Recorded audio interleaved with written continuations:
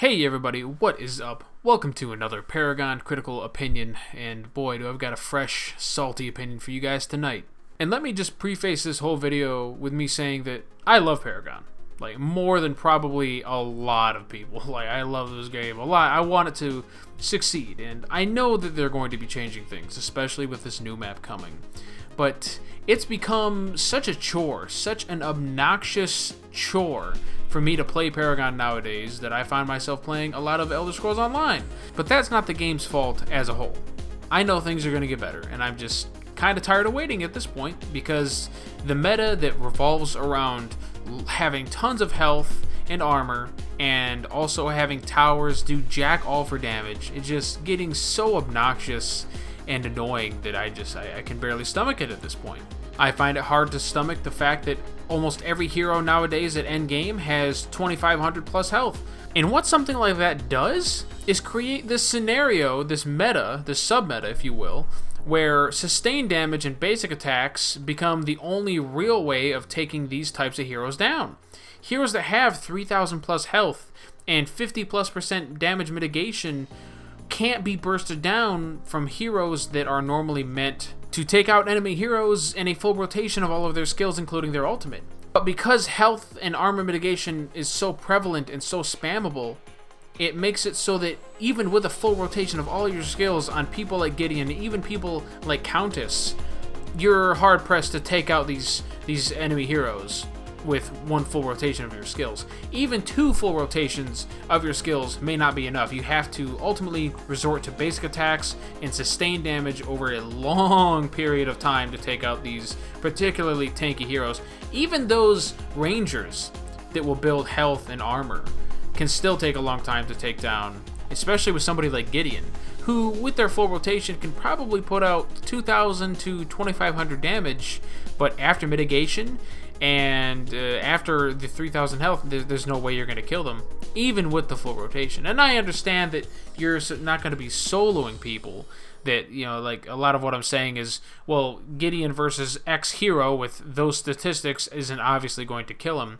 But even in a team fight scenario where your ultimate is supposed to be the clinch, is supposed to be the game changer to turn things around, and you do everything right, you land all of your skills, the full rotation on the entire enemy team, and you might kill one person from full to zero, depending on what they're building, while the rest of them are sitting comfortably around 50 to 75% of their health. And I'm talking late game here. I'm talking when everybody's 60 CP, and that kind of thing it's boring to me. It's not fun. It's not rewarding. I feel like I should be rewarded for landing everything right and playing well and surprising the enemy team with a full rotation ultimate set for my abilities, and no, it doesn't do anything.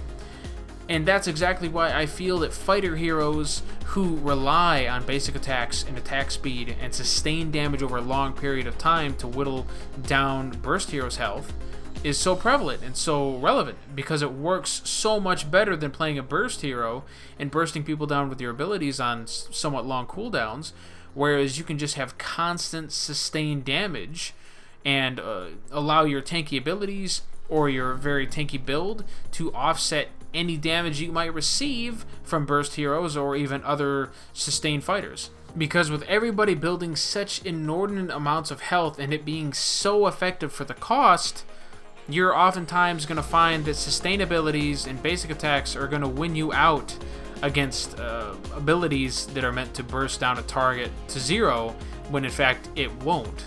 Now, I feel that somebody like Gideon is a prime example of that, in that he has a hard time bursting people down with his ultimate, with his full rotation to those who have over 3000 health. It's just not possible, even if they don't have any armor whatsoever.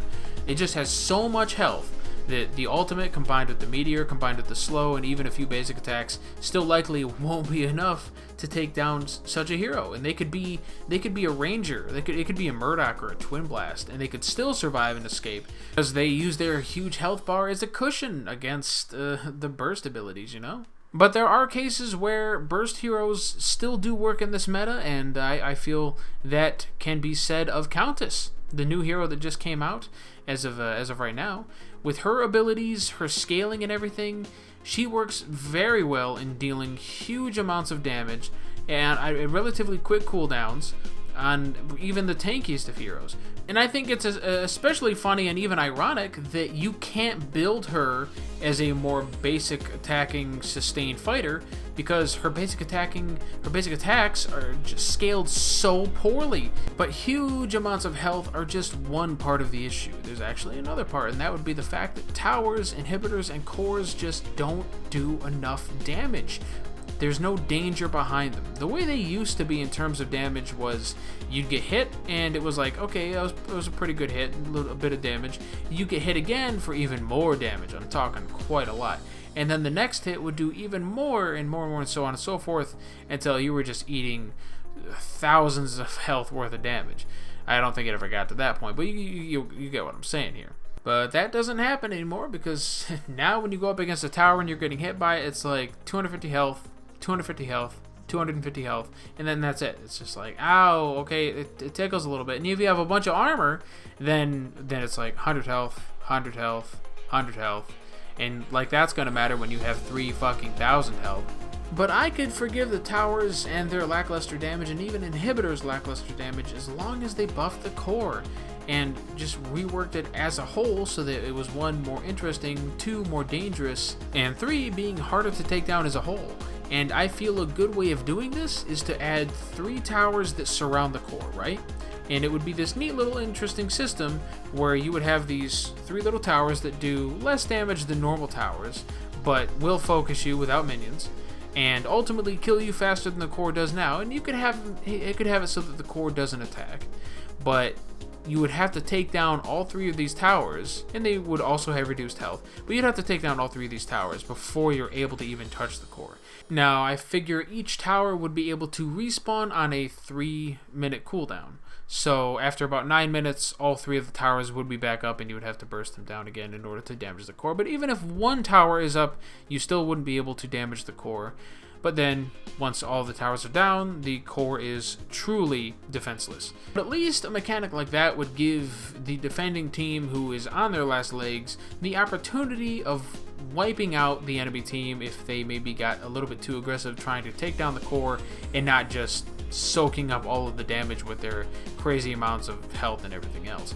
This way, if we don't get respawning inhibitors in the next few patches, we can at least have a new type of core with small respawning towers that can still do some damage and can still soak up a little damage, well, when all 3 are combined numerically. But that's just a little idea that I had in order to improve the core and make it more interesting, and just not have it suck so much in terms of defending itself with its lackluster damage and everything else.